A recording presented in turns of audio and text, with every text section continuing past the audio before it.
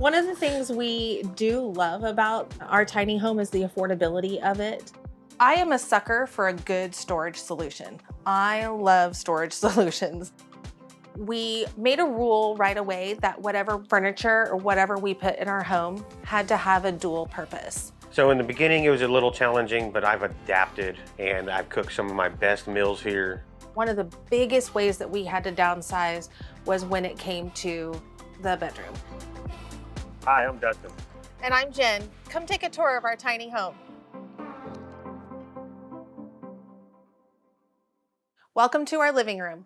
We downsized from a 2,000 square foot home to this 399 square foot home. And once we finally solidified the idea that we were going to be downsizing something this small, we really gave a lot of thought into what we wanted in our home as far as furniture. We had a huge sectional couch, we had a big entertainment center and bookshelves and all the things in our living room, and we knew that that simply wasn't going to fit here. So we made a rule right away that whatever furniture or whatever we put in our home had to have a dual purpose. Our couch is a fold-out couch so that we can have people stay over, whether it's friends or family, and we knew we needed that.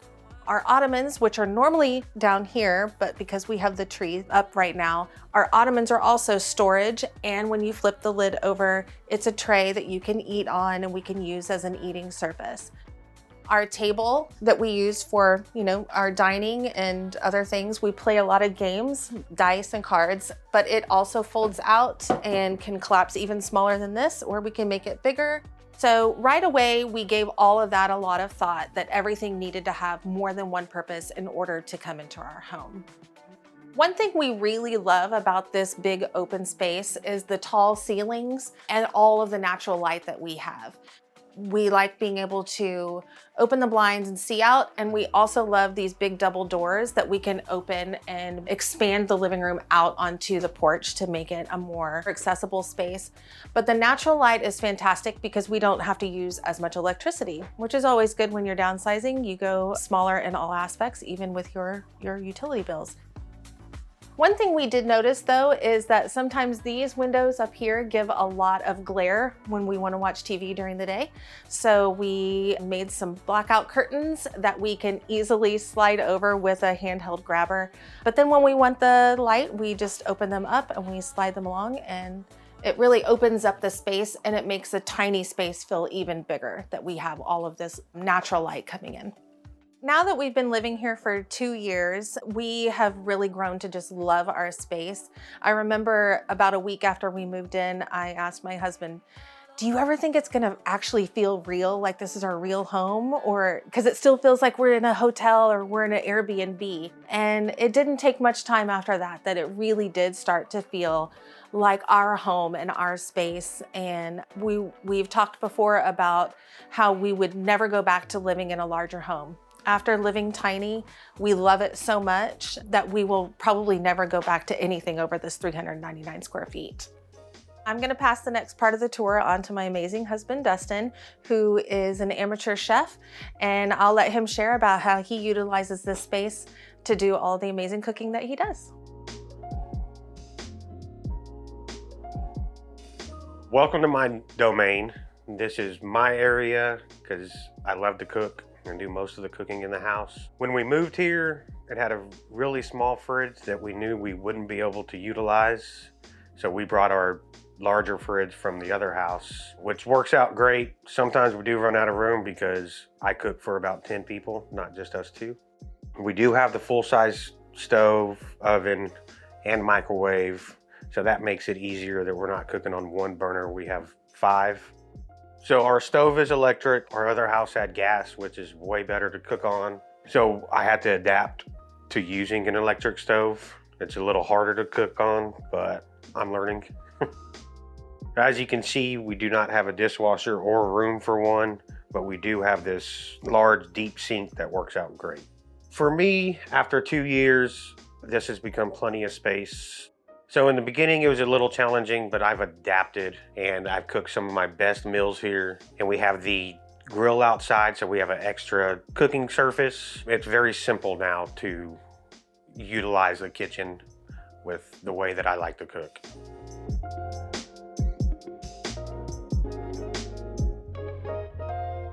One of the things we do love about our tiny home is the affordability of it. We know that we would never be able to buy a full-size home with what we paid for this one, but also the amount of utilities that we were spending in a regular size home was way more than what we're spending here. In our old home, we paid about a $400 electricity bill every month. Here, it's about $50 to $80. We had a natural gas bill. We don't have that here. In this community, you don't pay for water, trash, sewage, or landscaping. Those were all things that we were paying for in our old home. So we were spending close to $900 a month just in utilities and services, that here we spend $50 to $80. So definitely more affordable on the utility side, but then also just owning the home side as well. The total price altogether was $113,000. And we do pay rent for the lot that we are on each month, and that lot rent is $700 a month. We do have the extra money, and then with the prices going up now, it hasn't hurt us as much as it hurt other people. We have the extra money to go camping like we enjoy doing, going out of town, going on vacations. So it's really opened up our traveling inspiration. So here is our bathroom. Our old house had 2 walk-in closets in our bathroom. One of our closets was the size of this current bathroom. So I definitely had to do some downsizing there with all of the things that were in the bathroom and clothing and things like that. My linen closet in the old house was as wide as this cabinet and as tall, so definitely had to take it down from there. Over here, I have extra linens, sheets, and towels. Our cabinets below, Dustin and I are pretty low maintenance people. We don't use a lot of things to get ourselves ready in the morning. So Dustin has the top drawer, I have the middle drawer, and then the bottom drawer is our pool towels, which we use quite often since we are so close to the lake and we have a heated pool year round here in our community. And here is our shower. As you can see, it is a full-size shower, not a bathtub, but that's fine because neither one of us are big bath takers. We love that it has a recessed ceiling so that you don't feel too boxed in. There's plenty of space in here and it works out perfectly. If you're thinking about going tiny and you are wondering how you can downsize and fit all of the things you currently have into a smaller space, just really consider how often you use a particular item. I mean, I had probably 10 sets of sheets for one bed. How many sets of sheets do you really need? And how many towels do you really need? I had 2 rows of towels in my old house. So I think that the best advice I would give to a person who wanted to downsize is just really think about how often you use that item and just invest in one really good item of that particular thing. A really good set of sheets and a really good set of towels, and then just leave it at that. Before we leave the bathroom, I just wanted to share about the sliding pocket door here. Some people call it a barn door. Really love this because if you have a door that swings out, then obviously you're gonna need more space for that. So the pocket door is great for the bathroom. And then we also have our stackable washer and dryer, which work just fine. But that was one thing we had to adjust to when we left our larger home, because we had just purchased a large Samsung washer and dryer that we really loved. And then we had to sell them so that we could have these smaller ones. Both work great, but they're just smaller load capacity, where before we were able to wash comforters and the dog beds and things like that. We're not able to do that with these. Just smaller loads, but they do the same job. We keep all of our laundry supplies up here and just some other things that we don't use all the time, but we still do need accessible. Before we head up to my favorite part of the tiny home, I wanted to point out the awesome feature of our stairs that go to the loft, and that is our drawers that pull out from underneath our stairs. I am a sucker for a good storage solution. I love storage solutions. So when I first saw these stairs, and how they had the drawers, I was really, really excited because we had seen some other tiny home videos where they had them built in, and we couldn't remember if this house had the drawers or not. And so when we came and looked at it again and we saw that there were drawers, I was really stoked about it. All right, now let's go upstairs. Welcome to the loft. This is my favorite place because it is so cozy and just very calm and peaceful. I like to read up here. Sometimes I'll nap up here in the middle of the day because I can still see everything that's going on downstairs while Dustin's cooking or the kids are over and we're all hanging out. This is a really good space to still be involved in everything. This is a queen size bed. It's on a box springs, but like I said, I'm a sucker for good storage solutions. So our next step is to build something for it to sit on and have drawers for extra storage. Our Ottomans right here that are normally downstairs, as I mentioned before, they are extra storage as well. They hold extra blankets, they hold games. And we have this piece over here that also holds a lot of things that we use often. I also love this chair because it does fold down and makes like a twin size sleeping spot if we needed an extra one. And I also love these lamps because they have regular plug-in outlets and then they have USB outlets, so extra ways to charge things for our guests, and they are also touch activated. So overall, this is a really comfortable space that we love. We love the ceilings. We just love the coziness that this space brings. We had a larger home in Spring, which is about 30 minutes away from here, and we had been renting there for about 8 years. We liked the home, we liked the area, but because we were renting, it was ending up not being the best option for us. That's the first time we ever even thought of or considered a tiny home.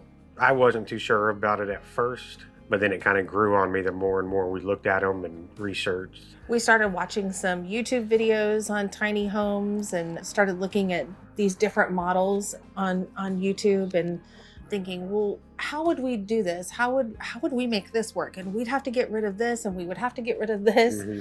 But then the more we talked about it, the more and more excited we got about it and just the uniqueness of living in a tiny home. So we bit the bullet and we went tiny. Well, welcome to our bedroom.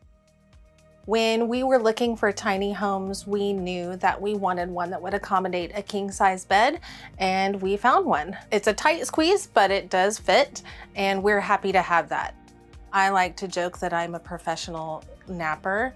I'm really good at it. And so one of the things that I love about this room is we pull the blackout curtains and this room gets really, really dark. And then because we have a mini split in here as well as in the living room, it gets really nice and cold in here, which makes for great napping conditions.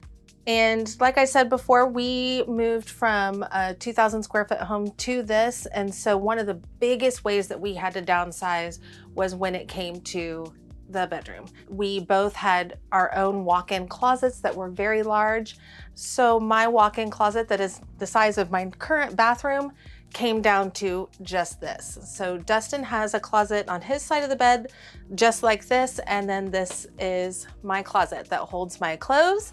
That was a tough thing to get rid of so many different types of clothing. I had loads of clothes, probably more than I needed, but that's also been good. It was very liberating and very freeing to get rid of so many items that I had been holding on to for a really long time for no reason.